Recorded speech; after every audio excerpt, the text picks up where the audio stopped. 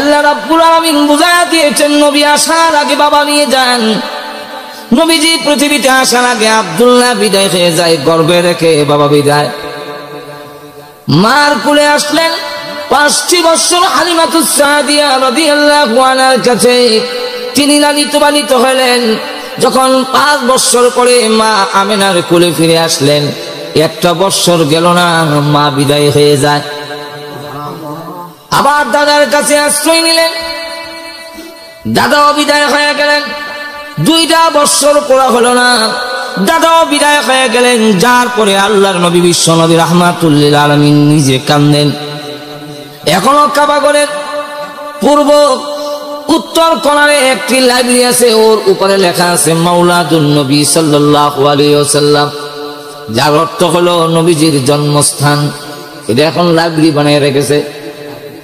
বর্তমান খানায় কাবার সামনে যে বিশাল বিল্ডিং, রাজার বাড়ি, বাদশার বাড়ি বানিয়েছেন, এর নিচে একটা পাহাড় ছিল, এর নাম হলো আবু কুবাইস পাহাড়।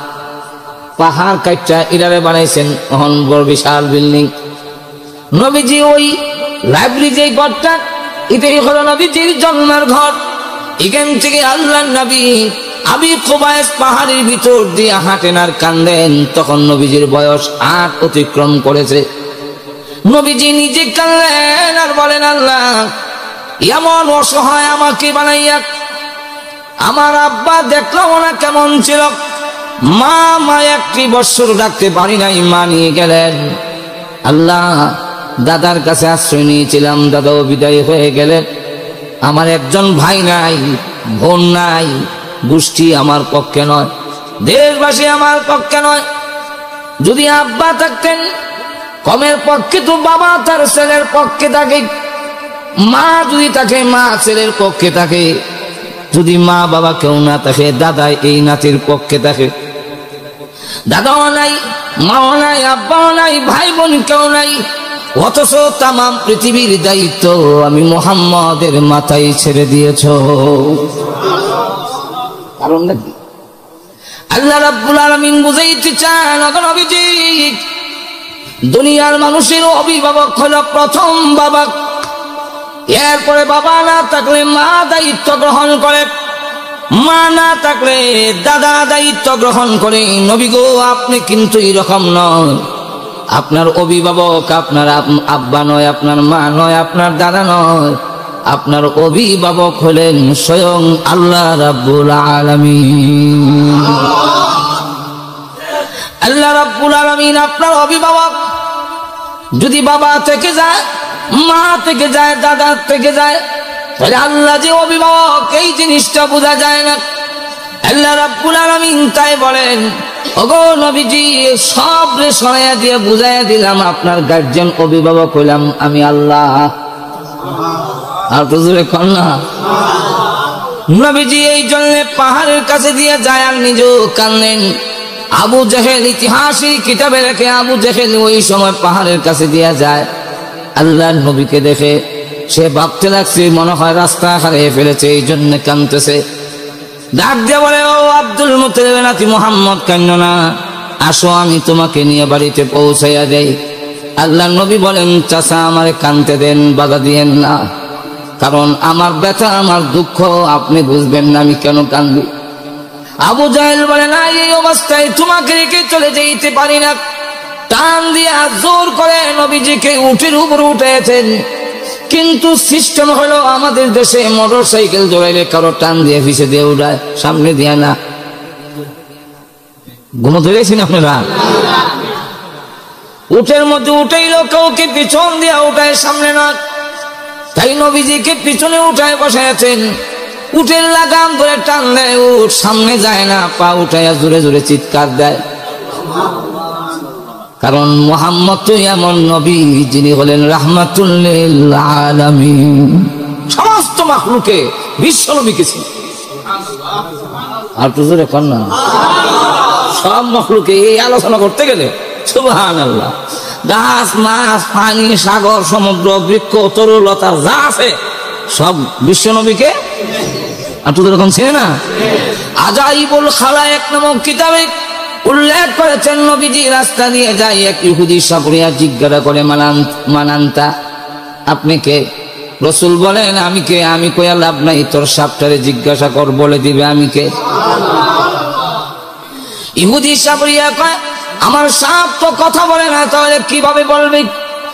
আল্লাহর নবী বলেন কথা যদি না বলে আমি বলবো। তুমি জিজ্ঞাসা করে দেখো, যেই মাত্র সাপকে জিজ্ঞাসা করলো তুমি কি ওনাকে চিনো? সাপ মাথা উঁচু করে জিহ্বা বের করে বলেন হুয়া মুহাম্মাদুর রাসূলুল্লাহ।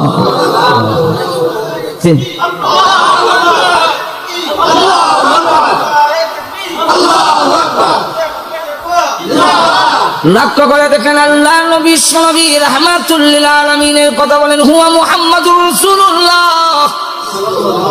ইহুদি সাবরিয়া জিজ্ঞাসা করেন আপনি আল্লাহর রাসূল? বলে হ্যাঁ।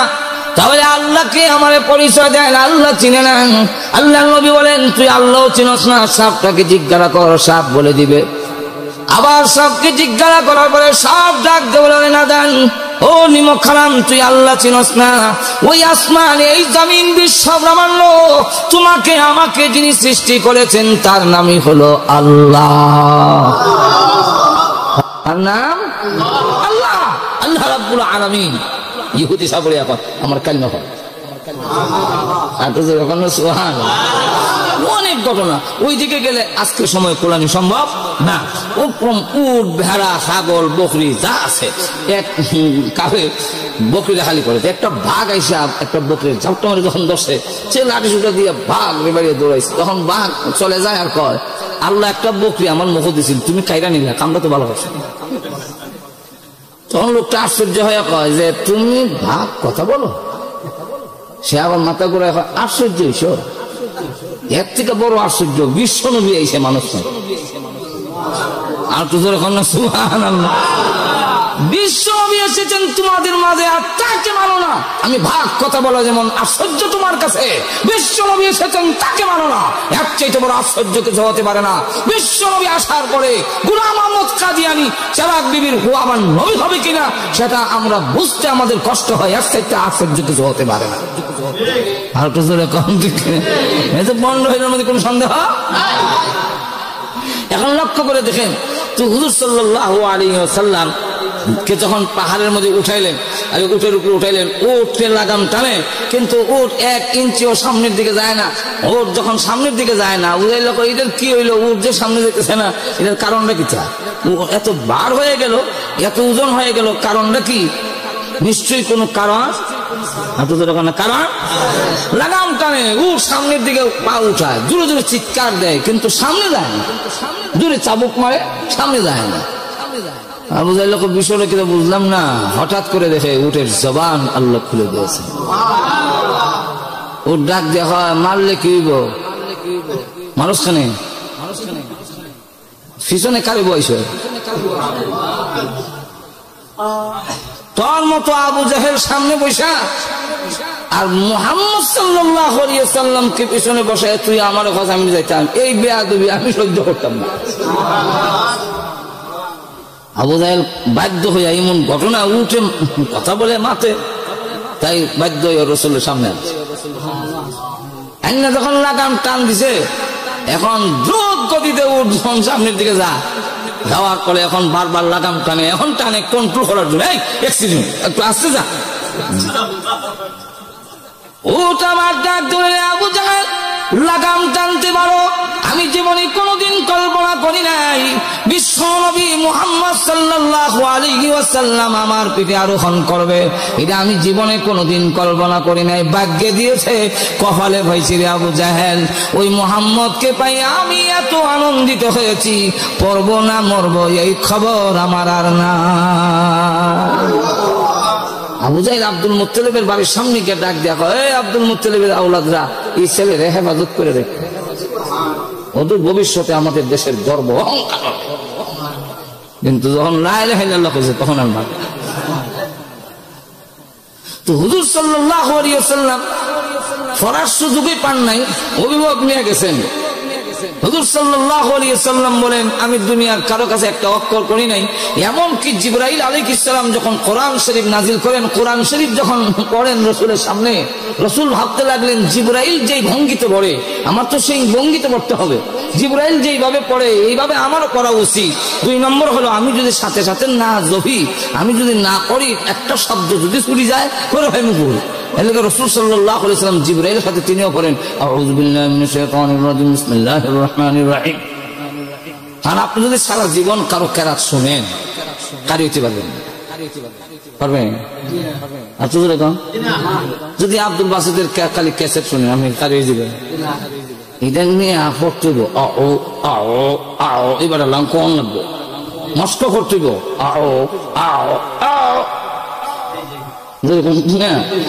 মস্ক না করলে হবে না। তো রাসূল ভাবতেছেন জিবরাইল যেভাবে পড়ে এইভাবে আমি পড়াটা কই থেকে শিখবো, যদি আউল বেটার সাথে না পড়ি। আল্লাহ নিষেধ করে দিয়েছেন, জবান মোবারক লড়াবেন না। لا تحرك به لسانك لتعجل به إن علينا جمعه وقرآنه। হে রাসূল, আপনার জবান মোবারক তাড়াতাড়ি করার জন্য আপনি নড়াবেন না। জিবরাইল আপনার উস্তাদ নয়, 30 পারা কোরআন আপনার সিনাতে জমা করে দেওয়া, কোরআন শরীফ পড়ার পদ্ধতি শিক্ষা দেওয়ার জিম্মাদারি আমি আল্লাহ নিজে গ্রহণ করে নিয়েছি। আমি আপনার বলাম, কে পড়াবেন?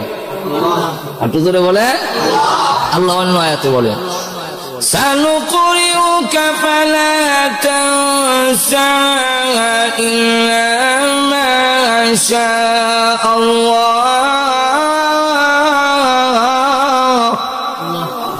আল্লাহ বলেন সানুকরিউকা ফালা তানসা, হে রাসূল অচিরে আমি আল্লাহ আপনাকে পড়াবো, আমার ইচ্ছা না হইলে আপনি ভুলবেন না। আপনি বলে কোন রাসূল সাল্লাল্লাহু আলাইহি ওয়াসাল্লাম বলেন উতিতু ইলমাল আউয়ালিন ওয়াল আখিরিন, আমি দুনিয়ার কারো কাছে একটা অক্ষর পড়ি নাই, কেউ আমাকে পড়ান নাই, কিন্তু तमाम পৃথিবীর আমার আগে যত মানুষ এসেছে আর পরে যত মানুষ আসবে, আউয়ালিন ওয়াল আখিরিন সমস্ত আগে পিছনে সমস্ত মানুষের জ্ঞান মেধা এক জায়গায় একত্রিত করলে যেই পরিমাণ জ্ঞান হবে এর চেয়ে বেশি ইলম জ্ঞান আল্লাহ আমাকে দান করেছেন। এর বাস্তবতা বলতে গেলে অনেক লম্বা। এই বর্তমান বিজ্ঞানের যুগেও অনেক দূর পর্যন্ত গিয়া দেখে তারা চর্চা করতে করতে গিয়া দেখে মোহাম্মদ সাল্লাল্লাহু আগে গানকে হইতে এখনো পারে নাই। বিজ্ঞানীরা বলেন চন্দ্রের নিজস্ব ভাবার নাই, সূর্য থেকে খরচা করে আনে।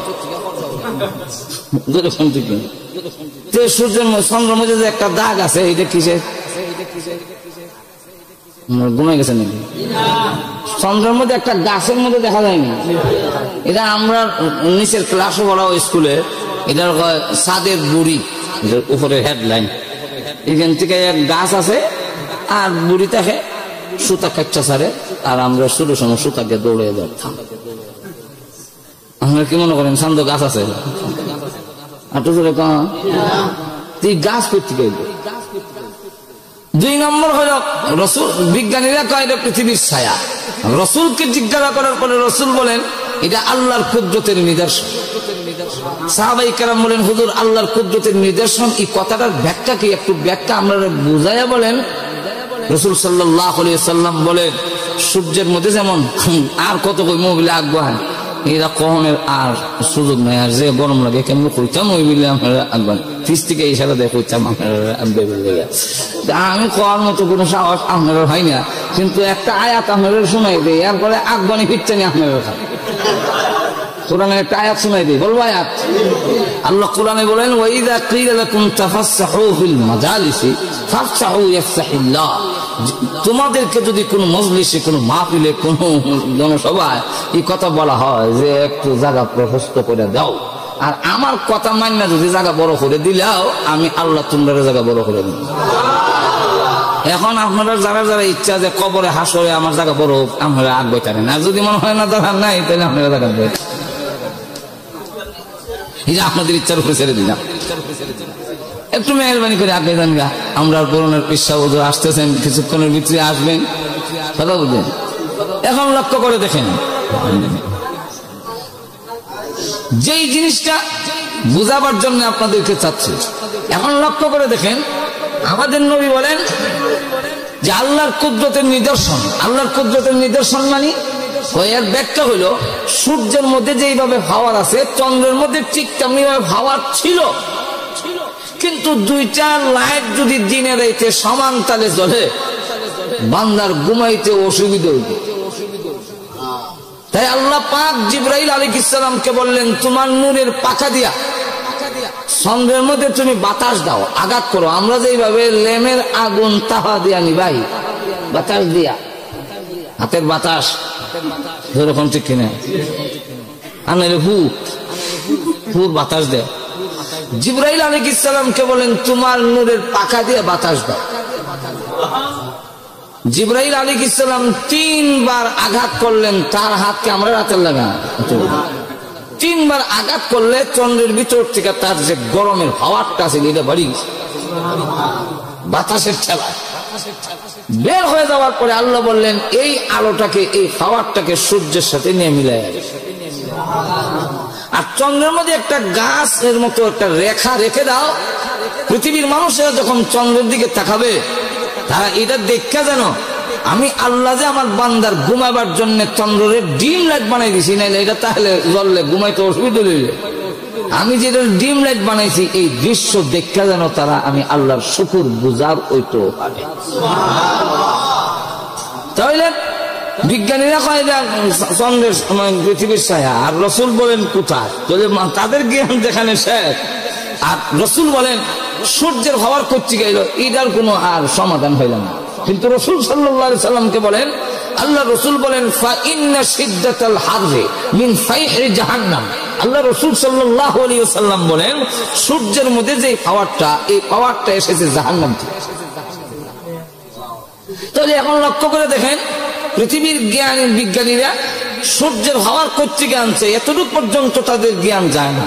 আর রাসূল সাল্লাল্লাহু আলাইহি সাল্লাম বলে দিয়েছেন যে এই সূর্যের হওয়াটা জাহান্নাম থেকে এনে সংগ্রহ করে তার মধ্যে জমা রাখা হয়। তো রাসূল সাল্লাল্লাহু আলাইহি সাল্লাম, দুনিয়ার বিশ্ব মুহাম্মদ রাসূলুল্লাহ সাল্লাল্লাহু আলাইহি সাল্লাম দুনিয়ার স্কুল কলেজে পড়েন নাই, কারো কাছে একটা অক্ষর শিখেন নাই, কিন্তু দুনিয়ার মানুষের জ্ঞান যেখানে শেষ, নবীর জ্ঞান সেখান থেকে শুরু। তাহলে নবী হইতে গেলে নিজে নিজে ইবাদতের মাধ্যমে নবী হওয়া যায় না, কেউ তার সার্টিফিকেটের জন্য নবী হতে পারে না। নবী হইতে গেলে মহান আল্লাহর পক্ষ থেকে যে শর্তগুলো দেওয়া হয়েছে, এর মধ্যে 2 নম্বর শর্ত হলো যে তিনি কারো কাছে লেখাপড়া করিতে পারিবেন না। এই দৃষ্টিকোণ থেকে লক্ষ্য করে দেখেন, কোন নবী কারো কাছে করেন নাই। তাহলে যারা ওইটা নবী হইছে, নবুয়তের দাবি করে, তা সে নবী হতে পারে না। গোলাম মোহাম্মদ কাদিয়ানী 3 বার মেট্রিক পরীক্ষা দিয়ে ফেল করছে। এখন বুঝেন কেমন শক্ত নবী। এই নবী ফিসে গেলে অবস্থাটা কি তৈরি, শেষের দুর্গতি কি পরিমাণ হবে, এটা ইমাম গাজ্জালী রাহমাতুল্লাহ আলাইহি ওনার কিতাবের মধ্যে একটা উদাহরণ দিয়ে বুঝাইছে। কইতাম না আপনাদের সামনে, ইমাম গাজ্জালী রাহমাতুল্লাহ আলাইহি একটা উদাহরণ দিচ্ছেন যে ফেরাউনকে একবার শয়তান গিয়ে জিগাইল, এই ফেরাউন, তুই যে খোদা দাবি করস, তোর নবী আসেনি? কোন আমার তো নবী নেই, তো তুই কে খোদা? মুসা আলাইহিস সালাম যে আল্লাহর দাওয়াত দেয়, ওনার তো নবী আছে, নবী যুগে যুগে নবী আছে, তোর নবী কো? নবী ছাড়া কে খোদা? কথাটা তো যুক্তিসঙ্গত। তখন আমি ভাইতাম কো, কারে বানাইতাম নবী? শয়তান তখন কয়, দেখ আমার পছন্দ হয় না। কারণ কয় এমন তীক্ষ্ণ বুদ্ধি যা, এইবারে নবী হইতো, যাও এখন থেকে তুমি নবী। ফেরাউন হইল খোদার দাবিদার। আমরা কি মনে করেন খোদাকে দাবি করলে অন যায়? খোদা যেমন দাবি করলে অন যায় না, দাবি করলেই হবে না, কিছু জিনিস লাগে। থানবী রাহমাতুল্লাহ ওনার কিতাবে লেখেন, একবার এক এলাকার মধ্যে খোদা দাবি করে গেছে যে আমি খোদা, আমি রাব্বুল আলামিন। তো এক মৌলানা সাহেব ভাবলেন যে একসাথে মোকাবেলা করার দরকার। তো এক পীর সাহেব, তো পীর সাহেব যখন মোকাবেলা করার জন্য মুরিদদেরকে উদ্বুদ্ধ করলেন যে হ্যাঁ সাথে লাঠি সুরা নিয়ে কিছু মায়ের করতে হবে। তো অনেক কিছু মায়ের মাধ্যমে হয় না, কথা বুঝেন। আমরা খালি শুধু লাঠি সুরা নিলেই কাদিয়ানীদেরকে অমুসলিম ঘোষণা করানো এবং কাদিয়ানীদেরকে খতম করা সম্ভব হবে না, কিন্তু কৌশল অবলম্বন করার দরকার। আর তো কর না। তো মৌলানা সাহেব বলেন, হুজুর আপনি পীর সাহেব আপনার মুরিদকে নিয়ে যদি এইভাবে লাঠি শুনে যান, এরও তো দু একজন থাকবো, তো এখানে সংঘর্ষ লাগবে না? তা আমারও যদি দায়িত্ব দেন, আমি হ্যাক করতে সাথে পারিনি, কোথাও যাওয়া দিলাম। এমনি বেটা ফসা গান্দা রুডি আর বাজি লইয়া এবার সাথে দেখা করতে গেছে। গিয়া কয় সালাম দিয়া জিজ্ঞাসা করছে যে আপনি কে, আপনার পরিচয়? তো বেটা কয় আমি রব্বুল আলামিন। বেড়ে বলে রব্বুল আলামিন। এমনি আচ্ছা ঠিক আছে, আপনি রব্বুল আলামিন হয়েছেন, বড় ভালো হয়েছে। আমরা গিয়ে আরো দেখা করতাম, আসলাম এখন ফরসও লাগাল হয়ে গেছি। আমাদের জন্য আর কোনো সমস্যা নাই, এখন থেকে সব সমস্যার সমাধান হয়ে যাবে, যেহেতু রব্বুল আলামিন আরশ থেকে জমি ফরসনে নিয়ে গেছে, আর কোনো সমস্যা নাই, একটা জিনিসের সমাধান হয়ে যাবে, এটা বলবো পরে। কিন্তু আপনি যে আসলেন, আপনাকে তো আমরা আপনার অনুসারী হিসাবে, আপনি রব্বুল আলামিন, সুতরাং আপনাকে তো আমরা কিছু হইলো আপ্যায়ন করতে হয়। তা আমি আপনার জন্য কিছু নাস্তা লয়ে এসি। যেই মাত্র ফসা গান্দা বাসি তরকারি আর ফসা রুটি সামনে বাড়াই দিছে, এই দুর্গন্ধ ফসা খারাপ। রব্বুল আলামিন নারাজ হইবেন না, আপনি তো রব্বুল আলামিন, যেমন রিজিক দিচ্ছেন আপনার রিজিক মতো আপনার লেগে লয়ে আপনার দেওয়া না, কেনেন কেন হজর ওখান থেকে না? রব্বুল আলামিন আমরা রিজিক দেয়, তা আমি যে নাস্তা রুটি লইন তো রব্বুল আলামিনের দেওয়া, তা আপনি নাক টানেন কেন? এরপরে করি লাগাল ভাই আজকা খাইতে। ঠিক আছে, আমাদের উলামা ইকরামের মধ্যে এখানে বড় একটা দরবার বলে কি চা বলে কত ঈদ লইয়া কত লইয়া কত মাথা লইয়া মাই গেছে, বুঝে কাঠটা যাচ্ছি কাঠটাকে ঠিক তো বুঝতাম পারি না। তো কোরআনের একটা আয়াত নিয়ে আমাদের সমাজের মধ্যে দুই দল দুই পার্টি দুই দিকে ব্যাখ্যা দুই রকম করে। আপনি রব্বুল আলামিন যখন নেমে গেছেন গা, এখন তো আজকাল আর ফিতনা থাকবে না, এখন সমাধান হয়ে যাবে, কোন ঠিক কিনা? এখন তাহলে এই আয়াতের ব্যাখ্যাটা রব্বুল আলামিন আপনি কি ব্যাখ্যা নাযিল করছেন আপনি কইয়া দিলেন। সমস্যা হয় কি, আমি একজন জাহেল মানুষ, আমি এগুলো ব্যাখ্যা কিভাবে দিব? এমনি কয় আপনি যদি জাহেল লুকায়া থাকেন, আপনি কোরআনের ব্যাখ্যা দিতে পারেন না, তাহলে এতেই বোঝা গেল আপনি রব্বুল আলামিন হতে পারেন না। আর কিছু এখন ঠিক কিনা? কেউ যেমন দাবি করলে খোদা হতে পারে না, ঠিক তেমনি হবে কেউ দাবি করলেও নবী হতে পারে না, এটা শয়তানের অনুসারী হতে পারে। আর তো জোরে কম। তো ফেরাউন বানাইছে শয়তান রে হইল নবী, আর হে হইছে, এখন চিন্তা করেন কেমন খোদা আর কেমন পয়গম্বর। জোরে কোন ঠিক কেন? আরো জোরে। এখন লক্ষ্য করে দেখেন, এলাকার জনগণ আইছে বৃষ্টি দেন, আমরা তো ফসল চাষাবাদ করতে হবে, মেঘ না হইলে তো আল বাইতাম পারতাছি না। খোদা কয় ঠিক আছে, আমার পয়গম্বরে জিগাইব। পয়গম্বরে যখন জিগাইছে যে জনগণ তখন বৃষ্টি চায়, বৃষ্টি দিতে না পারলে তো খোদাগিরি থাকবে না, এখন কি করা যেতে পারে? শয়তান কয় এর জন্য কোনো চিন্তা করবেন না, এর দায়িত্ব আমার উপরে ছেড়ে দিন। ফেরাউন কয় আল্লাহ এত বিচ্ছি বিচ্ছি, আল্লাহ যে আছে এটা জানে, কিন্তু মানুষে আমার খোদা ডাকলে ভালো লাগে, এর বিলে ভালো লাগে। তো কয় আল্লাহ যেটা নিয়ে আমি বড় সমস্যা, এমন পয়গম্বর পাইছি বৃষ্টি লই আমার আর চিন্তা মাথা কামাই না। হ্যাঁ বস, তার যত অনুসারী, তার যত আওলাদ, তার যত সন্তান আছে সব থেকে দেখে বলছে আজকে এই এলাকার উঠে পেশাব করি। গুড়ায় পেশাব করলে, গাদায় পেশাব করলে শা শা শব্দ, আরো শয়তানের পেশাব শা শা শব্দ হইতেছে। সকলে ঘর থেকে কয় বাপ জেমে কইতেছে। ঘুমতে উঠছে বলে এখন দেখে পেশাবের মধ্যে দুর্গন্ধ, আরো তো শয়তানের পেশাব। দুই নম্বর হলো গাছ জ্বললে পুইরা ওই চুকিতে যাতে আসলে কিছু মেরে যা। দেশের জনগণ আবার গেছে খোদা কি বৃষ্টি দিলেন যে ফসল জ্বললে শেষ, জ্বললে পুরা শেষ হয়ে যাচ্ছে, আর আপনি দিলেন কি বৃষ্টি, আর দুর্গন্ধ তো দুর্গন্ধ, এরকম দুর্গন্ধ তো রব্বুল আলামিনের বৃষ্টির মধ্যে নাই। এটা তো আমার পয়গম্বরের দায়িত্ব ছিল, তাই পয়গম্বরের জিজ্ঞাসা। পয়গম্বরের কেন জায়গায় কি বৃষ্টি দেওয়া, দুর্গন্ধ এবং ফসল জ্বললে শেষ। ফেরাউন এই সমস্যা তানে রাত্রি মাস, রাত্রি মারে তোর মতো নাদান যেখানে খোদা, আর আমার মতো অভিশপ্ত যেখানে পয়গম্বর। এখানে পেশাব যে ভাইস কপালের গুণে ভাইস, আল্লাহর রহমতের বৃষ্টি লাগবে তো কম ঠিক কিনা? গোলাম আহমদ কাদিয়ানীরে যারা বানাইছে মুশরিকরা, বানাইছে নবী, হেরার হালত কি আর তার নবুয়তের হালত কিটা, কম ঠিক কিনা? এটাও কই মনে পড়ে যে গোলাম আহমদ কাদিয়ানী কত নবী আইলো আর গেল, বেশি দিন থাকে না, কিন্তু এরা অত অত খুবই অত জোর খেনে, অত শক্ত খেনে, এর পিছনে বিশাল এক শক্তি তারে সাপোর্ট করে। যারা বানাইছে কেন বানাইছে এবং বানাইলো কেন বানাইলো, এই নবী কেন বানানো হয়? কত নবী তার আইসে গেছে, কারো অস্তিত্ব নাই, কিন্তু সেরাক বিবির হুয়া গোলাম, মার নাম সেরাক বিবি, বাবার নাম গোলাম মুর্তজা, আর তার নাম গোলামে আহমদ। যেরকম ঠিক কিনা? তুই গোলাম আহমদ কাদিয়ানী সেরাক বিবির হুয়া কুটি জুরত শক্ত হেনে, আসলে সে নবী হয় নাই, মুসলমানের ইমান আমল ধ্বংস করার জন্য নবী বানানো হয়েছে। আর তো যেরকম নবী বানানো হয়েছে, নবী হয়েছে না, নবী মানে কেন বানাইছে এটা পরকম না, অসুবিধা হচ্ছে আপনাদের। আর তো জোরে বলেন। এখন লক্ষ্য করে দেখেন, খোদা যেমন দাবি করলে হওয়া যায় না, কিছু সিফত লাগে, নবীও দাবি করলে হওয়া যায় না, নবুয়তের কিছু সিফত লাগে। আর তো জোরে কম। এবং আল্লাহ পাক কোন নবীকে আমাদের বুঝার জন্য আর কি প্রয়োজন, এই যে ইমান ধ্বংস করার জন্য দাজ্জাল বের হবে, একদিকে যেমন তারে খোদা মানলে তার গায়ে দুধ দিব বেশি, তার ক্ষেতের মধ্যে ফসল হবে বেশি, তার যেটা সেই বিড়ি হবে, তার দেখা যায় দুজক বেহেশত আতরে লয়ে পড়ছে, কিন্তু এমন একদিকে যেমন তাকে এই সুযোগ দিয়েছেন, আরেক দিকে আরেকটা বুঝার জন্য সুযোগ দেওয়া হয়েছে। প্রত্যেকটা মানুষ যে জীবনে লেখাপড়া জানে না, যে আরবি অক্ষর আলিফ বা তা সাও জানে না, বুঝে না, এমন লোকও তার কপালে কাফের লেখাটা বুঝতে পারে। তার কপালও কাফির লেখা, এই লেখাটা বুঝবে। এই লেখা বুঝার পরে আল্লাহ সুস্পষ্ট করে দিবেন যে দেখো তার কপালে কাফের লেখা, কাফের লেখা। এরপরে তুমি বিভ্রান্ত হলে কেন? কথাটা বুঝছেন না?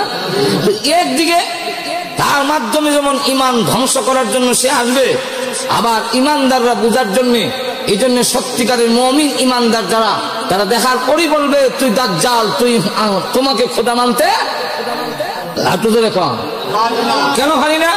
কয়েকটা কারণ তুলে ধরবে এক বেটায়, বলবো খতম নবুয়তের সাথে এখানে কিছু আনুষঙ্গিক মানে প্রাসঙ্গিক হইলেও কিছুটা মিলাইতেছি। কেন? একদিকে তোমার আল্লাহকে তাতে দোষারোপ করা যায় না, আল্লাহ এই দাজ্জাল রে এই ক্ষমতা কেন দিলে? আমরা যদি এখন জাহান্নামে দাও, দোষটা আমরা কোথায়? এটি মানুষ কাছে জোড়া লাগাই যায়, এই ক্ষমতা দিচ্ছে ওখানে। আল্লাহ তাকে খোদা মানলে গায়ে দুধ বেশি দেয়, তার কথা মানলে পরে দেখা যায় সন্তান হয়, তার কথা মানলে দেখা যায় বিপদ থেকে মুক্তি পেয়ে যায়, তার কথা মানলে পরে এই হয়। তো এই সুযোগ যদি না দিতে তো আমরা ইমান হারাইবার সুযোগ হয় না। তুমি তো দিলে কেন? আল্লাহ রাব্বুল আলামিন বলেন তুমি এতটুকু বুঝলে না কেন? যার কপালের মধ্যে কাফের লিখে দিয়েছি, এই হলো এক। দুই নম্বর হলো তুমি এতটুকু বুঝলে না কেন? যিনি রাব্বুল আলামিন তিনি তো জমিন দিয়ে হাঁটবেন না, যিনি জমিন দিয়ে হাঁটে তিনি কখনো খোদা হতে পারেন না। আর তো জোরে কম। এবং তুমি তো এতটুকু জানার কথা যে যিনি আল্লাহ হবেন তিনি সকল দোষ থেকে মুক্ত হবেন, যেরকম ঠিক কিনা? কিন্তু দাজ্জালের আগে একটা লাগাই আছে, খানা দাজ্জাল, এক সুখ নাই। তো আপনার যদি সাধারণ নলেজ থাকে তো প্রশ্ন করতে পারেন না, আপনার বলে খুদা বলে তা আপনার সুখ নাই, এখানে ঘুমাই গেছেন নাকি? ঘুমাই গেছেন? এখানে দাজ্জাল তুমি খুদা হবে কিভাবে? আমাদের আল্লাহ খুদা তো তিনি হবেন যিনি সকল দোষ থেকে, দোষ চরিত থেকে মুক্ত। তোমাদের একটা সুখ হই নাই, যার কোনো চোখই নাই, নিজের চোখ ঠিক করতে পারে না, সে অন্যের বাচ্চা দিবে, এটা দিবে সেটা দিবে, এটা তো হতে পারে না। এতটুকু বুঝলে না কেন? দুই নম্বর হলো যিনি আহকামুল হাকিমিন আল্লাহ রাব্বুল আলামিন হবেন তিনি তো জমিন দিয়ে হাঁটতে পারেন না। আল্লাহ কি তাই এই রাস্তা লন্ডনের রাস্তা দিয়ে হাঁটবো? আস্তাগফিরুল্লাহ, যেরকম ঠিক কিনা? এরপরে আবার কাফের লেখা তুমি তো দেখেছো, পড়া লেখা জানো না, কিন্তু আমি আল্লাহ তোমাকে বোঝার জন্য দিয়েছি। হে কাফের, এর কথা মানিস না, সব সংকেত দিলাম, তারপরে তাকে কেন খোদা মানলে? খোদা দাবি করলে যেমন দাবি করলেই হয় না, তার গুণ থাকতে হয়। ঠিক তেমনি ভাবে গোলাম আহমদ কাদিয়ানী সেই যে ভণ্ড, তোমরা বললে না কেন? আর তো জোরে কন। হে মুসলমান এবং মুসলমানের সন্তানেরা, বুঝার জন্য তো সবগুলো সুস্পষ্ট। যিনি নবী হবেন তার দেহের মধ্যে কোনো দোষ থাকে না, যিনি নবী হবেন তার গঠনের মধ্যে কোনো বেশ কম থাকে না, যিনি নবী হবেন তিনি কারো কাছে লেখাপড়া করান নাই, আমি আল্লাহ করাই নাই, এটা বললে না কেন? 3 নম্বর হইল, আমি যত নবী দুনিয়াতে পাঠাইছি বিশ্ব নবী পর্যন্ত কোন নবীকে আমি এমন অপছন্দনীয় জায়গার মধ্যে মানে মৃত্যু দেই নাই। পয়গম্বরের মৃত্যু যেখানে হয় সেখানেই তাকে দাফন করতে হয়। এই হাদিসের উপর ভিত্তি করে আল্লাহ নবী বিশ্ব নবী রাহমাতুল লিল আলামিন ওনাকে যেখানে দাফন করা হয়েছে এটা হলো মা আয়েশা রাদিয়াল্লাহু আনহার ঘর। কারো ঘরে লাশ দাফন করার তো বিধান ইসলামে নাই। আপনি মরলে কি আপনার ঘরে খবর দিব? আর তো রেখা বিশ্ব নবী রাহমাতুল লিল আলামিনকে ঘরের ভিতরে দাফন করলেন, কারণ সাহাবীরা বিভ্রান্তির মধ্যে পড়ে গিয়েছিল কোথায় দাফন করা হবে। আবু বকর সিদ্দিক রাদিয়াল্লাহু আনহু বলেন, এই হাদিস আমি জানি আর কেউ জানে না। আবু বকর সিদ্দিক রাদিয়াল্লাহু আনহু বলেন, আমি হলাম সেটা জানি। এই হাদিস কি হাদিস? আল্লাহর নবী বলেছেন পয়গম্বরদের রূহ আল্লাহ ওই জায়গায় কবজ করেন, রূহ মুবারক বের করেন, যেখানে মৃত্যুর পরে তাকে দাফন করা আল্লাহ পছন্দ করেন সেখানেই তাকে দাফন করা হবে। এই হাদিস, এই কথার উপরে, এই হাদিসের উপর ভিত্তি করে আল্লাহর নবী যেখানে ইন্তেকাল করেছিলেন সেখানে ওনাকেই ঘরে দাফন করা হয়েছে। এখন আপনারাই বলুন, গোলাম আহমদ কাদিয়ানীর দম আল্লাহ কোন বাইর করছে? আর তো তাহলে কি বোঝা যায় হাদিসের দ্বারা? টয়লেটও দাফন করা আল্লাহর কাছে পছন্দ। যেরকম ঠিক কিনা? আল্লাহ রাব্বুল আলামিন বুঝাইয়া দিলেন তোমার ইমান যাতে ধ্বংস না হয়। লক্ষ্য করে দেখো, গোলাম আহমদ কাদিয়ানীর টয়লেটের মধ্যে আমি নিয়ে দম দাবাই করে দিলাম, যাতে সাধারণ লোকেরা বিভ্রান্তি করতে না পারে কোনো যুক্তি দিয়ে, কোনো দলিল দিয়া হ্যাঁ নবী, হ্যাঁ হ্যাঁ নবী, এই কথা যাতে বুঝাইতে না পারে তুমি পরিষ্কার করে বলে দিবে আমাদের নবীর থেকে নিয়ে আদম আলাইহিস সালাম পর্যন্ত, আদম আলাইহিস সালাম থেকে নিয়ে বিশ্ব নবী পর্যন্ত যত নবী রাসূল আল্লাহ পৃথিবীতে পাঠিয়েছেন, একজনের ইতিহাস দেখাও টয়লেটে দম গেছে? তাহলে গোলাম আহমদ কাদিয়ানীর দম আল্লাহ যখন টয়লেটে নিয়ে গেলেন, এতে বুঝাইছেন তারে এই টয়লেটের ভিতরে দাফন করে খতম করে দাও। এখন ঠিক কিনা? আরো এখন ঠিক কিনা? তুই এখন লক্ষ্য করেন, নবী খালি দাবি করলেই হয় না। তাহলে এখন আসুন, আমি যেই কথা বলতে চাইছিলাম আপনাদের সামনে, যে আয়াত মনে আছে তো আপনারা?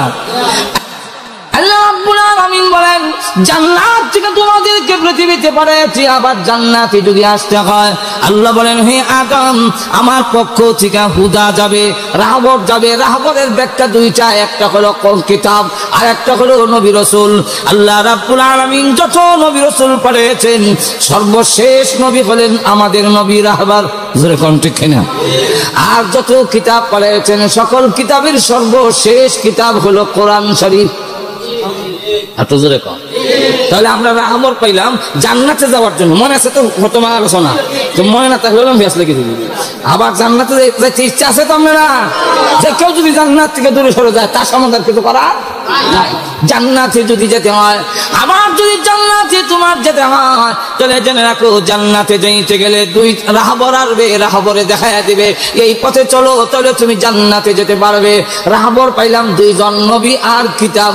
বিশ্ব নবী সর্বশেষ রাহবর, কোরআন শরীফ হইল সর্বশেষ কিতাব। জোরে কোন ঠিক কিনা? এখন নবীর কাছে গেলাম, ওগো নবীজি আমাকে জান্নাতের পথ দেখান, আমি জান্নাতে যেতে চাই। আল্লাহর নবী বলে দিয়েছেন জান্নাতে যদি যাইতে হয় রাস্তা দেখায় দিল উম্মত। দুইটা রাস্তা হলো জান্নাতে যাওয়ার, একটার নাম ঈমান আর একটার নাম হলো আমল। জোরে কোন ঠিক কিনা? একটার নাম ঈমান, একটার নাম আমল। কোরআন শরীফের কাছে গেলাম, আল্লাহ ঘোষণা দিয়েছেন আপনি রাহবার, জান্নাতের পথ প্রদর্শক, জান্নাতের পথ দেখাবেন। তাহলে এইবার বলেন, আমি জান্নাতে যেতে চাই, আমার রাস্তা দেখান। কোরআন শরীফে বলে দিয়েছে জান্নাতে যদি যেতে হয় তাহলে ঈমান আর আমল। আর তো জোরে কর, সেই ঈমান আমল ছাড়া জান্নাতে যাওয়া যাবে না। জান্নাতে যেতে গেলে একটার নাম ঈমান আর একটার নাম আমল। সন্দেহ আছে আপনারা? আরো যেরকম সন্দেহ আছে, একটার নাম ঈমান আর একটার নাম আমল। এখন ঈমান এমন এক বস্তু, ঈমান কিন্তু পিটায় নেওয়া যায় না। এর ইতিহাস প্রমাণিত, মেরে মানুষকে মেরে মুসলমানকে নির্যাতন করে, মুমিন ইমানদারকে নির্যাতন করে, ঈমান নেয় নাই, নিতে পারবেও? আরো জোরে কোন। এর ইতিহাস অনেক লম্বা, এগুলা সব টানার সময় নাই। যত নির্যাতন করেছে, আগুনের মধ্যে ছেড়ে দেওয়া হয়েছে, গরম তেলের মধ্যে ছেড়ে দেওয়া হয়েছে, চুলির মধ্যে ছড়ায় দেওয়া হয়েছে, কিন্তু চুলে সরতে রাজি, আগুনে জাপ দিতে রাজি। ইমানদার তার ঈমান হারা হইতে রাজি হয় না।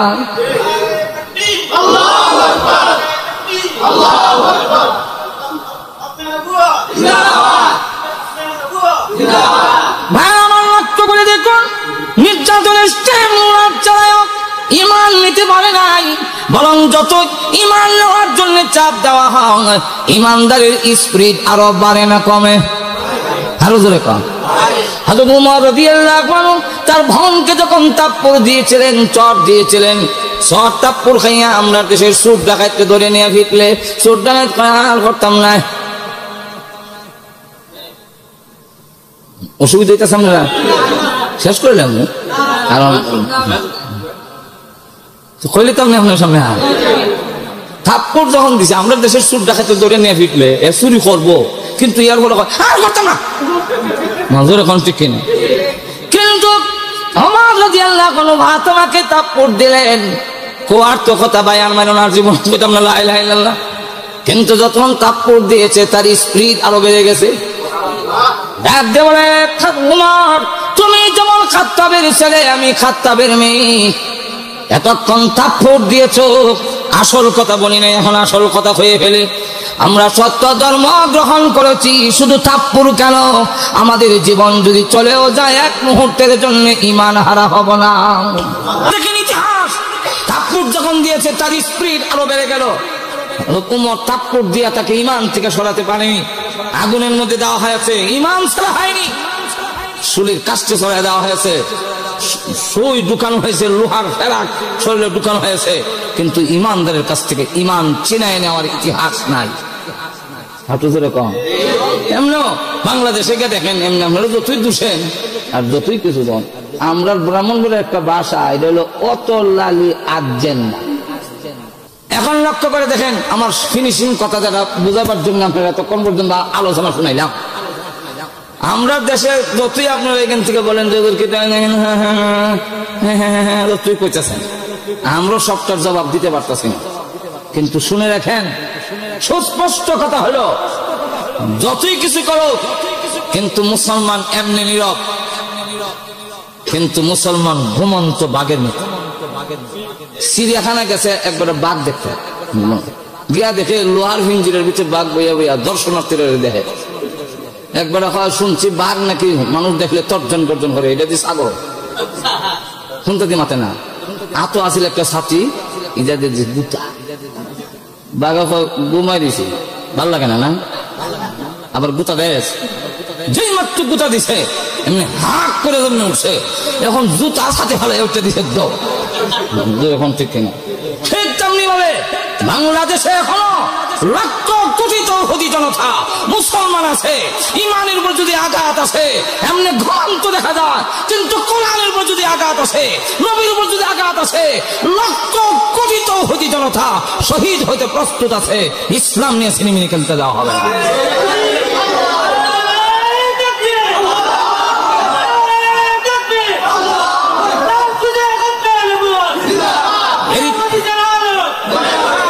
যুগে যুগের ইতিহাস, রসুলের যুগ থেকে নিয়ে শেষ পর্যন্ত যখন ভারতবর্ষে মাদ্রাসা ভেঙ্গে 350 কপি কোরআন জ্বালায় দেওয়া হলো, 80,000 মাদ্রাসা ভেঙ্গে খান করে দেওয়া হলো। এরপরও দেখা গেল দিল্লির ফতেহাবাদ কিল্লা থেকে নিয়ে দিল্লির জামে মসজিদ পর্যন্ত এমন কোন গাছের ডাল ছিল না যেখানে আলিম উলামা ফাঁসির কাস্টে ঝুলানো হয়নি, ফাঁসির রশিতে ঝুলানো হয়নি। মাত্র কয়েক বছরের ভিতরে 40,000 মুসলমানকে জবাই করার পরও যখন দেখে মুসলমান মরতে রাজি হয়, ইমান হারা হতে রাজি হয় না, তখনই ষড়যন্ত্রের মাধ্যমে মুসলমানের ইমানকে ধ্বংস করার জন্য গোলাম মোহাম্মদ কাদিয়ানী বান্ডকে দাঁড় করানো হয়েছে। যেরকম ঠিক কিনা? তার দাঁড় করানোর উদ্দেশ্য ছিল ইমান, যে ইমান দিয়ে তুমি জান্নাতে যাবে, যে ইমান দিয়ে তুমি জান্নাতে চলে যাবে। জান্নাতে যেতে না পারো, সেই ষড়যন্ত্রের কারণেই খতমে নবুয়তের আকীদা বিশ্বাস যদি না থাকে জান্নাতে যাওয়া যাবে না। বিশ্ব নবীকে যদি শেষ তুমি না মানা হয় জান্নাতে যাওয়া যাবে না। সুতরাং জান্নাতে যদি ফিরে যেতে হয় অবশ্যই বিশ্ব নবীর প্রতি শেষ নবীর আকীদা বিশ্বাস থাকতে হবে। যেরকম ঠিক কিনা? সুতরাং আমরা এমনি যতই দেখেন, কিন্তু যতই বদনাম করেন, কিন্তু আলহামদুলিল্লাহ আমি তো বহুত জায়গায় ঘোষণা দিয়ে মাহফিল মরিয়ার তাহিয়ার যাই, কেউ তা হোক আর না তা হোক, আমি একলা আছি। শোনা গেছেন আপনারা? যেহেতু বাংলাদেশে হয়তো ইমান নিয়ে থাকবো, আর না হয় ইমান যদি না থাকে তা আমিও থাকতে লাভ নেই। আর তো ধরে ঠিক কিনা? যদি ইমান হারা হয়ে যাবে, এই অবস্থা দেওয়া হবে না। জালিম যত বড় শক্তিশালী হোক ইমানের সামনে টিকে থাকতে পারে না। সুতরাং ওরা চিন্তা করে দেখছে যে আমাদের দেশে ইমান নির্যাতন করে নাও যেত না, এর লেগে কৌশলে কয়েকটা কৌশল, এর মধ্যে একটা কৌশল নাম হলো খতমে নবুয়তের আকীদার উপরে হামলা। আর তো জোরে কন। আরো বিভিন্ন সূরত আছে, যেমন বিভিন্ন জায়গায় মাজার করছে। আল্লাহর ওলিদের প্রতি আমাদের কোনো কটাক্ষ করার অধিকার নাই। আল্লাহর ওলিরা যারা, তাদের বিরুদ্ধে কথা বলার সাহস আমার নাই। শাহজালাল মুজাররদি এমনই তো বড় ওলি, এর মধ্যে কোনো সন্দেহ নাই। আব্দুল কাদের জিলানী ওলি, এর মধ্যে কোনো সন্দেহ নাই। কিন্তু শয়তান কৌশলে দেখছে যে মায়েরা তো নাম যেত না, তাহলে কৌশলে নিতে বলে কেমনে? বলে বাবার দরবারে গিয়া বেটা কইবে কিতা কইতাম, ঘুমাই গেছেন না কেলে? বাবার দরবারে গিয়া কবি মাজার দেখাইয়া আউয়ালে আখিরে তুমি জাহেরে বাতেনে, তুমি কেউ বলে মোস্তফা, তুমি কেউ বলে হবু খোদা। ইমাম রয়েছে না গেছে? ফিটটা মেরে নিছে না কৌশলে নিছে? আউয়ালে বাবা হুজুরে শরীফ খুনে নূরে করে তারি, কেউ বলে মদিনা শরীফ, কেউ বলে খানায়ে খোদা। রয়েছে না ইমান গেছে? ফিটটা মেরে নিছে না কৌশলে নিছে? তুমি খোদা তুমি রাসূল, তুমি খোদা তুমি রাসূল, তুমি ভান্ডারি বাবা, লাইন সারা চলে না রেলগাড়ি। ইমান রয়েছে না গেছে? তুমি খোদাও, তুমি রাসূলও, তুমি ভান্ডারিও। এটা কি ফিটটা মেরে নিছে না কৌশলে নিছে? আর তো জোরে কন। আরেকটা কয়, আল্লাহর দন রাসূলে দিয়া গেলেন আল্লাহ গায়েব হইয়া। হ্যাঁ, ইমানের অর্ধেক শেষ। রসুল একদম খাজারে দিয়া গেলেন রসুল ফকির হইয়া, আর বাকি অর্ধেক শেষ। ইমান জাগা ভিতর থেকে যাই যে কেমনে? ইমান যাইবার সময় আওয়াজ দেওয়া যায় এমনি, রসুল একদম খাজারে ভাইয়া হা, ওই যে হা খুশি এই সময় গেছে। হা এর সাথে আরো কিছু যুগাল নবীন আছে, হেলা আবার রোজাইতেছে।